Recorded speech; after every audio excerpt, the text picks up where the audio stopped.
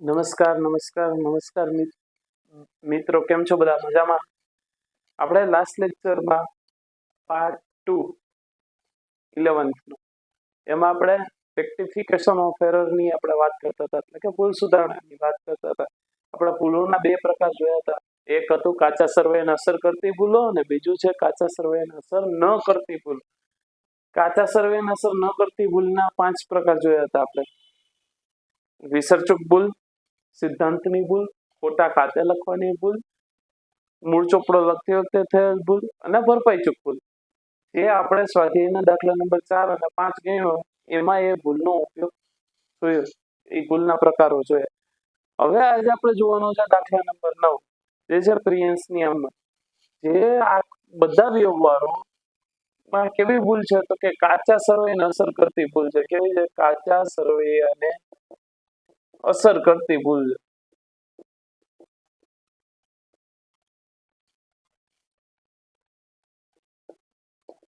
કાચા સર્વેને અસર કરતી ભૂલો છે. હવે જો કાચા સર્વેને અસર ન કરતી ભૂલ હોય ને, એમાં તમને કાચું સર્વે મળી ગયું હોય પણ છતાં પણ કઈ ભૂલ હોય, આપણે ચોપડે નોંધ કરવાની રહી ગઈ હોય અથવા તો ખોટી રકમથી નોંધ થઈ હોય, બરાબર. તો એમાં ઉધાર જમાને આપણે કઈ નામા પદ્ધતિ ભણીએ છીએ? દ્વિનોંધી નામા પદ્ધતિ ભણીએ. તો દ્વિનોંધી નામા પદ્ધતિની ખાસિયત જ એ છે. શું ખાસિયત છે? તો કે ભાઈ એક વ્યવહારની આપણે બે અસર આપીએ. કઈ? તો કે એક ઉધાર અને એક જમા. હવે કાચું સર્વેને અસર કરતી ભૂલ એટલે શું? તો કે કાચું સરવૈયું આપને મળે નહીં, બે સાઈડના સરવાળા સરખા થાય નહીં, એને કાચા સર્વેને અસર કરતી ભૂલ કહેવાય.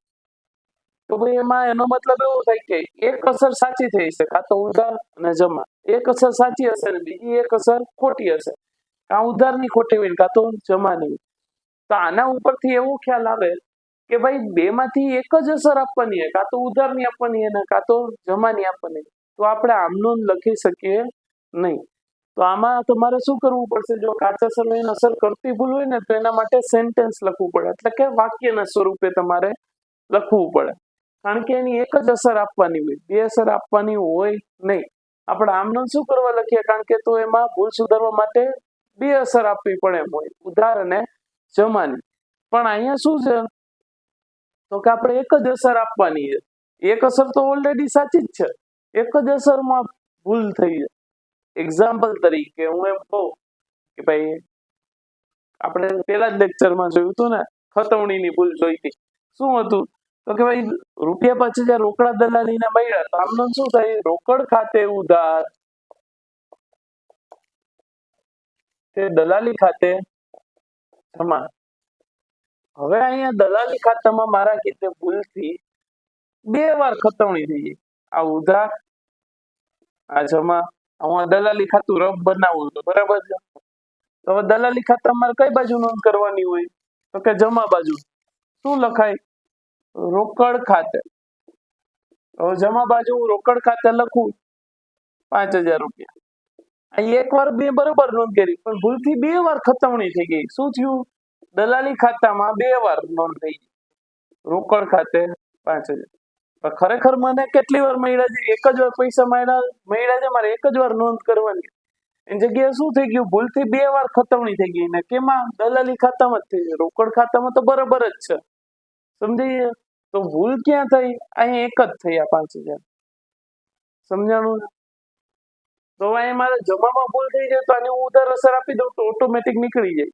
તો આના ઉપરથી કહેવાય એ માંગુ છું કે ભાઈ જે કાચા સર્વેને અસર કરતી ભૂલ હોય ને, તો એમાં એક જ અસર આપવાની હોય, એટલે આપણે આમનો લખતા નથી. એટલે એને વાક્યના સ્વરૂપમાં, એટલે કે સેન્ટેન્સ તરીકે લખવું પડે.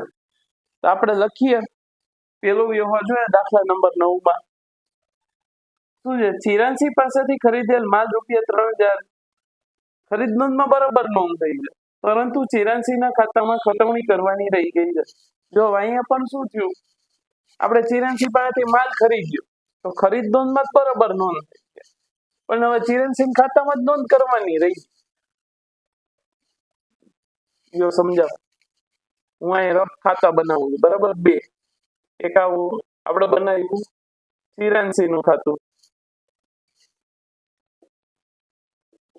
આ ચિરાંશીનું ખાતું છે, અને એક કયું ખાતું છે? ખરીદ ખાતું.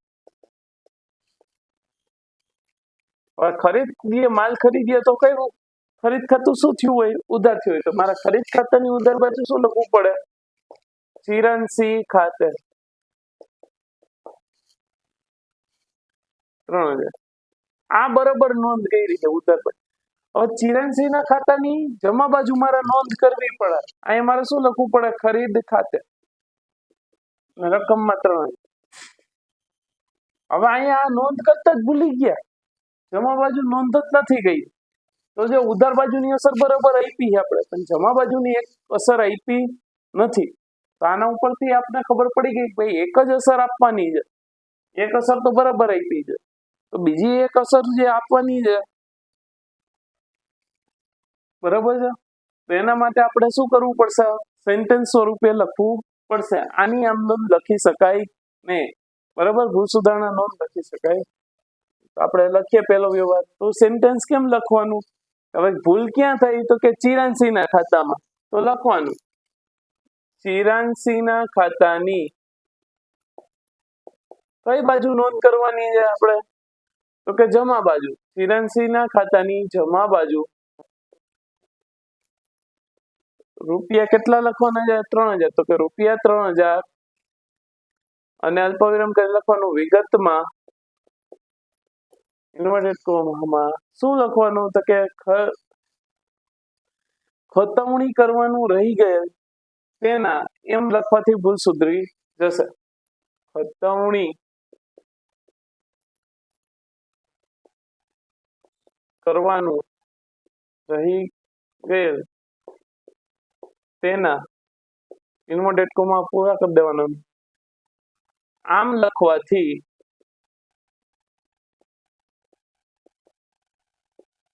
ભૂલ સુધરી જશે. આવી રીતના સેન્ટેન્સ લખવાનું થશે. ક્યારે? તો કે કાચા સર્વેને અસર કરતી ભૂલ હોય ને ત્યારે. ક્યારે? કાચા સર્વેને અસર કરતી ભૂલ હોય ત્યારે, બાકી નહીં. કાચા સર્વેને અસર ન કરતી ભૂલ હોય તો થાય, કારણ કે એમાં ઉધાર જમા બેયને અસર આપવાની. આમાં તો એક જ અસર આપવાની હોય. એટલે બીજું જોઈએ તો જજ્ઞાનાને વેચેલ રૂપિયા 5000 ના માલની નોંધ વેચાણ નોંધમાં બરાબર થઈ જાય, પરંતુ તજજ્ઞના ખાતામાં ભૂલથી 2 વખત થઈ. હવે હું અહીં ખરીદી જેની જગ્યાએ વેચાણ લઈ લો. આ વેચાણ ખાતું અને અહીંયા લઈ લો તજજ્ઞના ખાતું. હવે શું થાય? વેચાણ ખાતાની જમા બાજુ નોંધ થાય. શું લખાય? તજજ્ઞ ખાતે. કેટલાનો માલ છે? તો કે 5000. હવે તજજ્ઞના આપણે ઉધાર માલનું વેચાણ કર્યું હોય તો તજજ્ઞ ખાતે ઉધાર થાય, તો એના ખાતાની ઉધાર બાજુ શું લખાય? વેચાણ ખાતે 5000. એક વાર લખવાનું હતું, એની જગ્યાએ મારા કિસ્સા શું થઈ ગયું? તો કે 2 વાર લખાઈ ગયા. 2 વાર મારાથી ખતવણી થઈ ગઈ, એક ને એક વ્યવહાર. તો જો એક 5000 ની અસર આપવાની હતી એ બરાબર આપી. આ જે 5000 છે એની ખોટી નોંધ થઈ ગઈ છે. અહીંયા ખરેખર લખવાની હતા જ નહીં, છતાંય લખાઈ ગયા.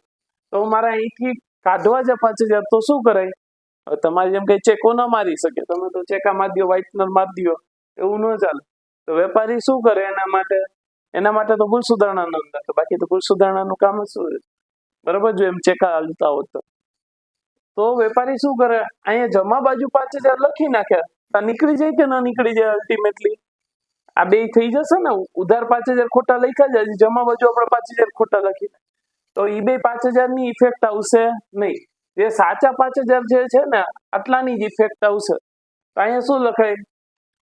તો કે 2 વખત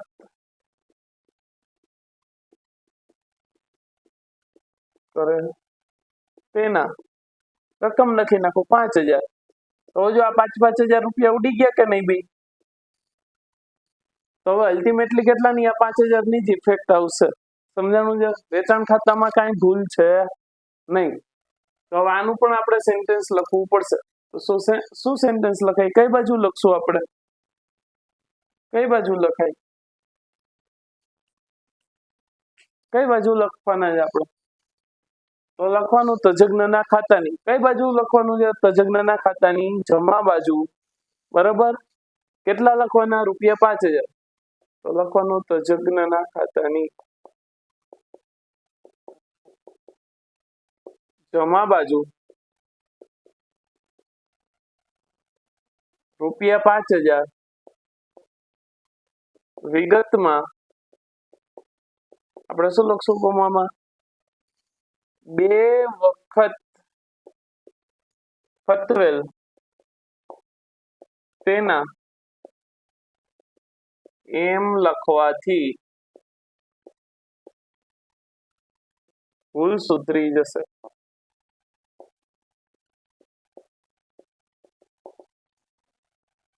સમજાણું? તો કાચા સર્વેને અસર કરતી ભૂલમાં આપણે શું કરવા સેન્ટેન્સ લખીએ સમજાઈ છે ને? કારણ કે એમાં એક જ અસર આપવાની હોય એટલે. જો બાકી બધે બરાબર છે, આ એક અહીંયા જમા બાજુ એક જ અસર આપવાની છે. એના માટે એક જ અસર આપવાની હોવાથી એની આમનામ લખાતી નથી. એના પછી ત્રીજો વ્યવહાર, વેદેહી પાસેથી મળેલ ₹500 ની ખતવણી તેના ખાતે 50 થી થઈ ગઈ. વેદેહી પાસેથી પૈસા મળ્યા આપને, એની પાસેથી વેદેહી પાસે.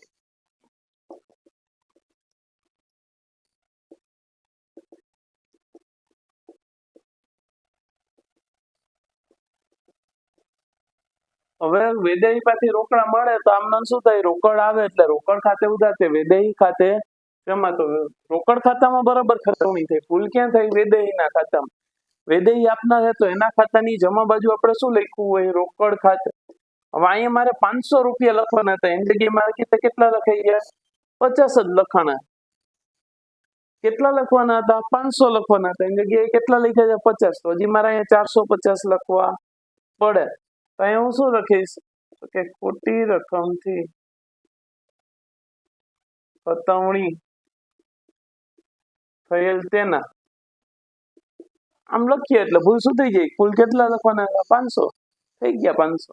સમજાણું? ઉધાર અસર બરોબર જ છે. રોકડ ખાતામાં આપણે ઉધાર બાજુ બરોબર જ નોંધ કરી.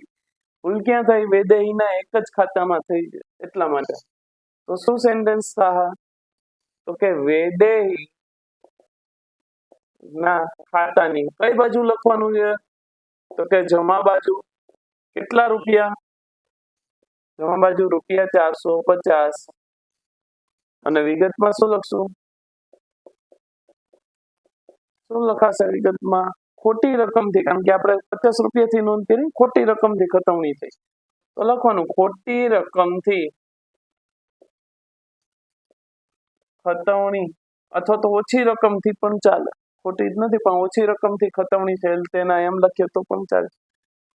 તો ખોટી રકમથી ખતવણી થયેલ તેના એમ લખવાથી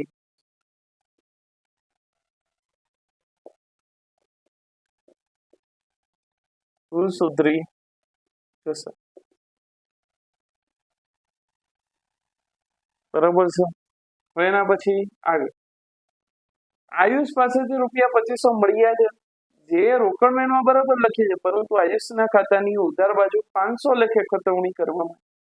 હવે આયુષ પાસે આપણે પૈસા માંગતા હઈશું, તેને ₹2500 દીધા, તો રોકડ મેળમાં બરાબર નોંધ કરી, પણ શું કર્યું? તો કે આયુષના ખાતાની ઉધાર બાજુ 500 થી નોંધ કરી. માનો કે આયુષનું ખાતું છે.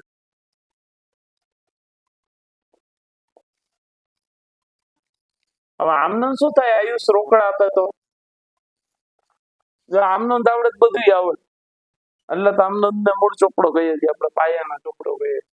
આમનો શું થાય? તો કે રોકડ ખાતે ઉધાર 2500, તે આયુષ ખાતે જમા 2500. આવી રીતના નોંધ કરવાની હતી. રોકડ ખાતે ઉધાર 2500, તે આયુષ ખાતે જમા 2500. આવી રીતના નોંધ કરવાની હતી.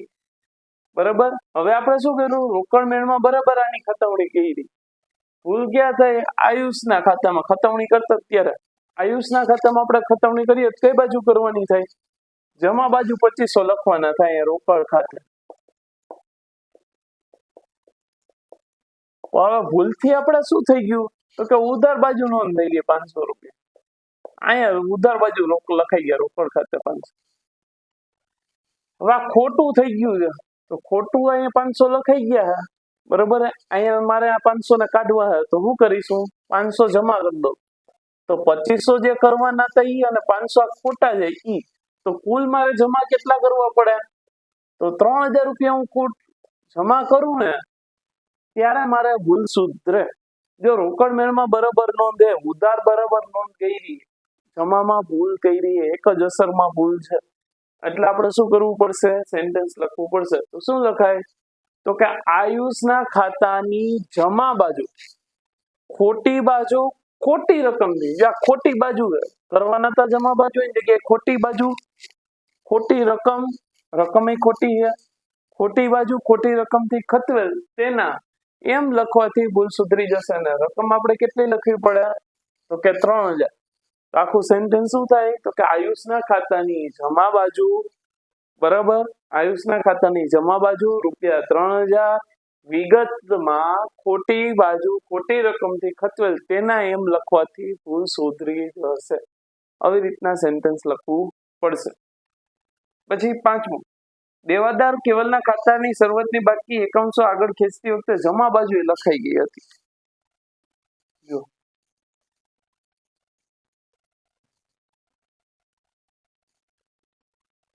દેવાદારની કેવી બાકી હોય દેવાદારી આપણી ચાલુ મિલકત છે તો ચાલુ મિલકતની કેવી બાકી હોય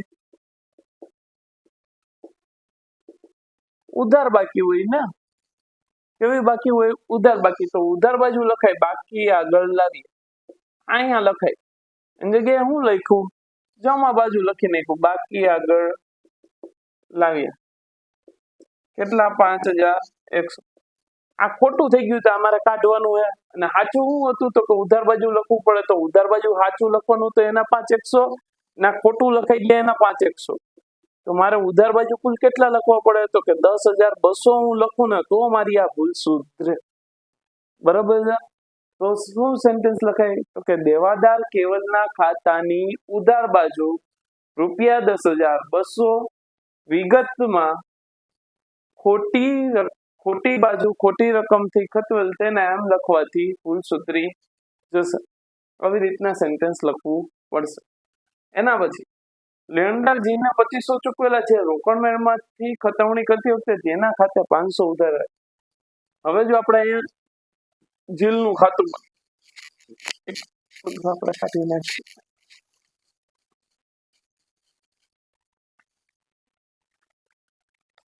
હવે જો લેણદાર જીલને આપણે પૈસા ચૂકવા લેણદાર આપણી પાસે પૈસા માંગતા હોય તો આપણે ચૂકવીએ તો શું નોંધ થાય લેણદાર ખાતે ઉધાર થાય રોકડ ખાતે જમા કારણ કે રોકડા જાય તો જમા. તો આપણે અહીંયા જીલનું ખાતું બનાવીએ ઉધાર જમા અને જીલનું ખાતું. હવે આમનું શું થાય લેણદાર ખાતે ઉધાર કેટલા રૂપિયા છે કે 2500 તે રોકડ ખાતે જમા 2500. હવે રોકડ મેળમાં બરાબર નોંધ કરી એટલે રોકડ ખાતે બરાબર છે ભૂલ ક્યાં છે તો કે લેણદાર ખાતે છે તો લેણદાર એટલે કે જીલનું ખાતું જીલના ખાતામાં ઉધાર બાજુ નોંધ કરવાની હતી 2500 રૂપિયાથી એની જગ્યાએ કઈ કેટલાથી તો કે 500 રૂપિયાથી આપણે નોંધ કરી કેટલાથી કરી 500 રૂપિયાથી તો અહીંયા 500 જ લખ્યા લખવાના હતા કેટલા 2500 તો મારે હજી શું કરવું પડે 2000 રૂપિયા ઉધાર બાજુ લખવા પડે કે ના લખવા પડે બરાબર છે. તો શું સેન્ટેન્સ લખાશે તો કે લેણદાર જીલના ખાતાની ઉધાર બાજુ ઓછી રકમથી ખતવેલા તેના એમ લખવાથી ભૂલ સુધરી જશે. લેણદાર જીલના ખાતાની ઉધાર બાજુ ઓછી રકમથી ખતવેલ કારણ કે 500 રૂપિયાથી જ ખતવણી કરી કરવાની હતી કેટલાથી 2500 થી તો ઓછી રકમથી ખતવેલા તેના એમ લખવાથી ભૂલ સુધરી જશે અને રૂપિયા કેટલા ઓછા લખ્યા છે આપણે 2000 એ લખી નાખીએ એટલે ભૂલ સુધરી જાય. એના પછી યંત્ર ખાતાની શરૂઆતની બાકી ₹54,000 ને બદલે 45,000 થી લખાય. હવે આ યંત્ર ખાતું છે ઉધાર જમા. હવે યંત્ર એ આપણી મિલકત કહેવાય કાયમી મિલકત કહેવાય. અથવા તો બિનચાલુ મિલકત કહેવાય. તો યંત્રની કેવી બાકી હોય? ઉધાર બાકી હોય. ઉધાર બાકી છે 54,000. તો બાકી આગળ લાવ્યા 54,000 લખવાનું હતું. એની જગ્યાએ ભૂલથી કેટલા લખાઈ ગયા? તો કે 45,000 લખાઈ ગયા. કેટલા લખાઈ ગયા? આ ભૂલથી. તો હજી મારે અહીં કેટલા રૂપિયા લખવા પડે તો 54,000 થાય? તો હું અહીં હજી 9,000 રૂપિયા લખું ને તો મારી ભૂલ સુધરી જાય. કારણ કે લખવાના હતા 54,000, લખ્યા કેટલા? 45,000. તો 9,000 રૂપિયા ઓછા લખ્યા છે. તો એ 9,000 રૂપિયા મારે પ્લસ કરવા પડે. તો શું કરવું પડે? સેન્ટેન્સ શું થશે? તો કે યંત્ર ખાતાની ઉધાર બાજુ ₹9,000 વિગતમાં ઓછી રકમથી ખતવેલ તેના એમ લખવાથી ભૂલ સુધરી જશે. યંત્ર ખાતાની ઉધાર બાજુ ₹9,000 વિગતમાં ખોટી રકમથી ખતવેલ તેના એમ લખવાથી ભૂલ સુધરી જશે. રેડી? હવે જે કાચા સરવૈયામાં બેંક લોનની જમા બાકી ₹7,500 લખવાની રહી ગઈ. હવે કાચું સરવૈયું બનાવતા હતા. હવે એમાં આપણે જમા બાકીમાં આ કાચું સરવૈયું માનો કે બરાબર આ ઉધાર બાકીઓ આપણે ખાતા સ્વરૂપે બનાવીએ. કઈ હવે આમાં જમા સાહેબ બેંક લોન લખતા ભૂલાઈ ગયું તો લખી નાખું બેંક લોન. બીજું શું હોય? તો શું સેન્ટેન્સ લખવાનું? તો કે કાચા સરવૈયામાં જમા બાકીમાં બેંક લોન ₹7,500 લખવાનું લખાશે. બસ આ ભૂલ સુધરી જાય. લખી નાખવાના 7,500. બીજું કઈ કરવાનું નથી. કાચા સરવૈયામાં ચૂકવેલ ભાડાના 860 જમા બાકી તરીકે 680. હવે ચૂકવેલ ભાડું હોય તો એ આપણા માટે ખર્ચ કહેવાય. તો ખર્ચની કેવી બાકી હોય? ઉધાર બાકી હોય. તો અહીંયા ચૂકવેલ ભાડું લખવાનું હતું 860. એની જગ્યાએ લખાઈ ગયું કઈ બાજુ? તો કે જમા બાજુ. ભાડું કેટલું લખ્યું? 680. તો આમાં શું કરવાનું? કાચા સરવૈયાનું આ જમા બાજુ લખેલ ભાડું કાઢી અને ઉધાર બાકીમાં ચૂકવેલ ભાડું ₹860 લખવાથી ભૂલ સુધરી. આટલું જ કરવાનું છે. બીજું કઈ કરવાનું છે નહીં. હવે એના પછી છે વેચાણ પરત નોંધનો સરવાળો ભૂલથી વેચાણ પરત નોંધનો સરવાળો ₹500 ઓછો ગણ્યો. વેચાણ નોંધનો સરવાળો 500 ઓછો ગણ્યો તો આપણે વધુ ગણી નાખ્યા. તો શું કરવાનું? તો શું થશે? વેચાણ પરતની કેવી બાકી હોય? વેચાણ પરતમાં માલ આવે તો ઉધાર બાકી હોય. તો વેચાણ પરત ખાતાની ઉધાર બાજુ ₹500 ઓછો ગણેલો સરવાળો એમ લખવાથી ભૂલ સુધરી જશે. બસ આવી રીતના સેન્ટેન્સ લખવાના છે. આ બધી ભૂલ કેવી હતી? તો કે કાચા સરવૈયાને અસર કરતી ભૂલ હતી. જો ભૂલના બે પ્રકાર, એક કાચા સરવૈયાને અસર ન કરતી અને કાચા સરવૈયાને અસર કરતી. એમાં આજે આપણે જોઈ કઈ હતી? કાચા સરવૈયાને અસર કરતી ભૂલો જોઈ. તો હવે એમાં ખાસ યાદ રાખવાનું કે એમાં સેન્ટેન્સ લખવું પડે. શું કરવા સેન્ટેન્સ લખવું પડે એ કારણ પણ સમજાવવું જોઈએ. શું કરવા સેન્ટેન્સ લખાય? તો કે ભાઈ એમાં એક અસર તો સાચી આપી, એક જ અસર આપણે ખોટી હોય એટલે તો એ મળતું ના હોય. કાચું સરવૈયું એટલે તો મળે નહીં, એટલે જ એને અસર કરે કાચા સરવૈયા. સમજાવું? એટલે જ એને કાચા સરવૈયાને અસર કરતી ભૂલ કહેવાય. તો એક જ અસર ખોટી છે તો આપણે એક જ અસરમાં આપણે ફેરફાર કરવાનો, બીજી અસરમાં કંઈ કરવાનું નથી, આપવાની જ નથી. તો આપણે એને આમનું લખી શકાય નહીં. તો આપણે એની ભૂલ સુધારવા શું કરવું પડશે? તો કવા વાક્ય લખવા પડશે. સમજાણું? બરાબર? આઈ હોપ કે બધાને સમજાણું હશે, મજા આવી હશે. Thank you so much everyone. મળીએ નેક્સ્ટ લેક્ચરમાં.